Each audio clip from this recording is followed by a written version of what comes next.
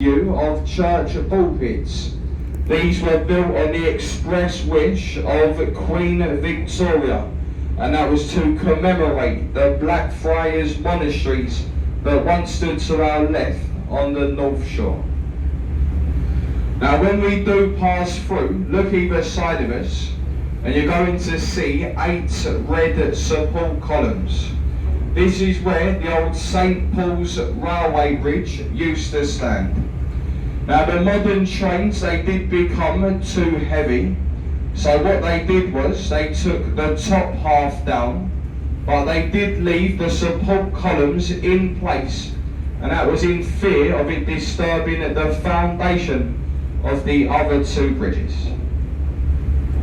If you are on the top deck today, folks, like I say, it's always a good idea to wave at the people on top of the bridges, as it does tend to keep their hands busy.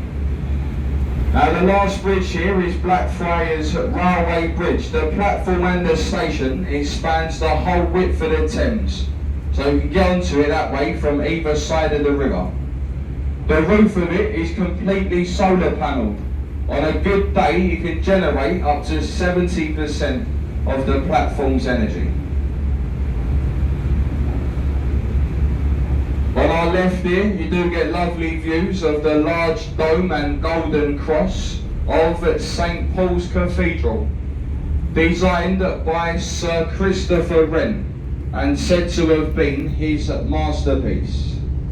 It took Wren 35 years to complete, and that was in 1710. Just beneath it, the red bricks building, that is the new City of London School for Boys. It was over there where Daniel Radcliffe, a lot of your ball for know a bit better as Harry Potter, that is where he did go to school. If you look just ahead on our right now, we have the white thatched roof building, a replica of William Shakespeare's Globe Theatre. On summer nights, you can go over there and you can see all of Shakespeare's greatest plays, from Romeo and Juliet to another one of his good ones. That's my favourite. Now they're all performed as they would have been done during Shakespeare's times, that is with no stage lighting, no microphones.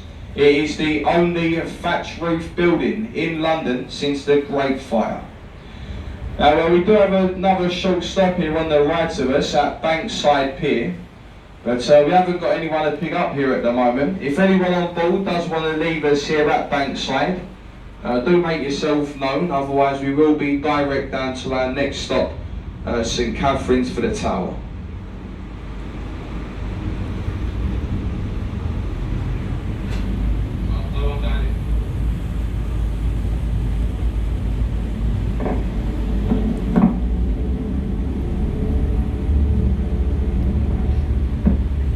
Okay folks, so we are now direct down to the Tower.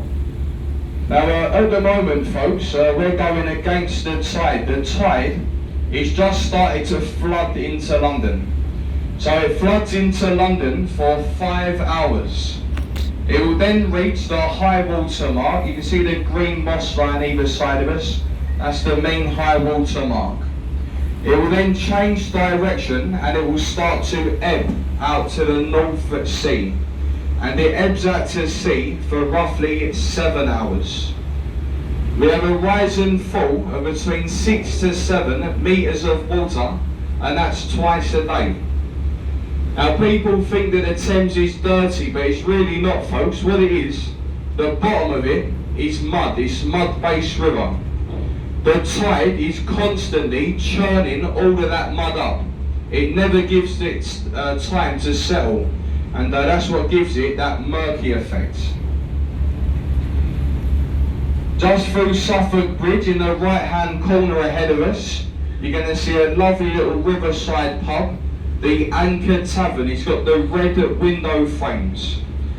Now this pub, it dates back to 1615, making it over 400 years old.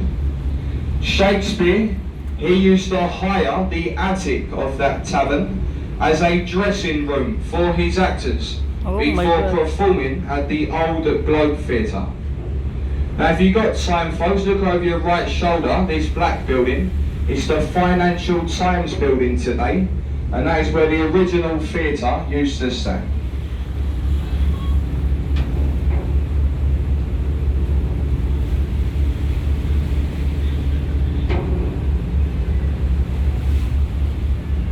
We are now passing beneath Cannon Street Railway Bridge.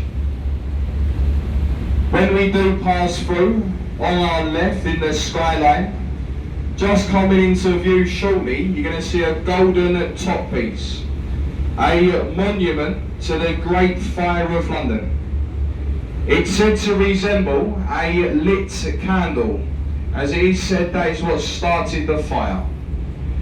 If you laid that monument down in a easterly direction, which is the way we're heading now, it would pinpoint where the fire first took place in a baker's shop in Pudding Lane. The building just behind it gets larger as it goes up. At the top of that building, folks, is a viewing platform.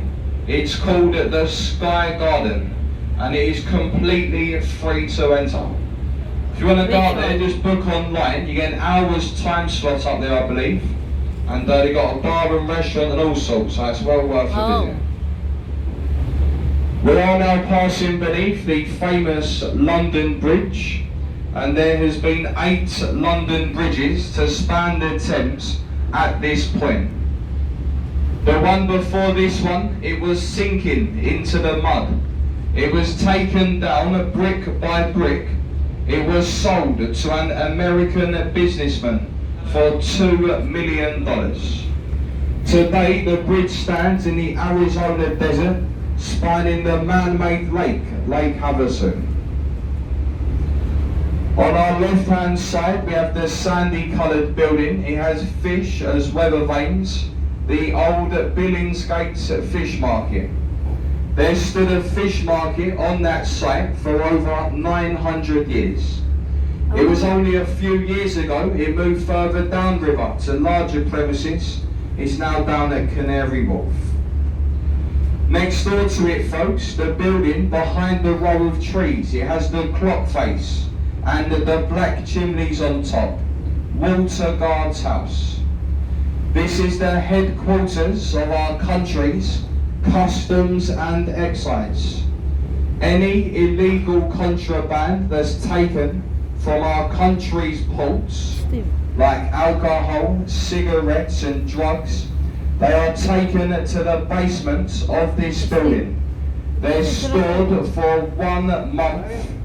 They are then burnt in the incinerator and said to be destroyed.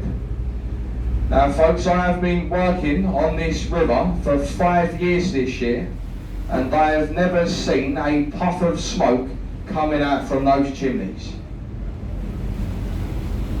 However, it is strongly rumoured that their Christmas parties are phenomenal. On our right hand side we do have the HMS Belfast. She was built in the Harland and Wolff shipyard, Belfast at Northern Ireland. The same shipyard that built the ill-fated Titanic. You see that Union Jack she's flying? That is the only Union Jack you'll see here in London today.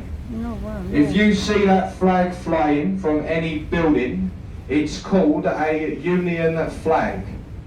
It's only a Union Jack if it's flown from the jack staff of a ship. So I say, other than that, it is actually called a Union flag.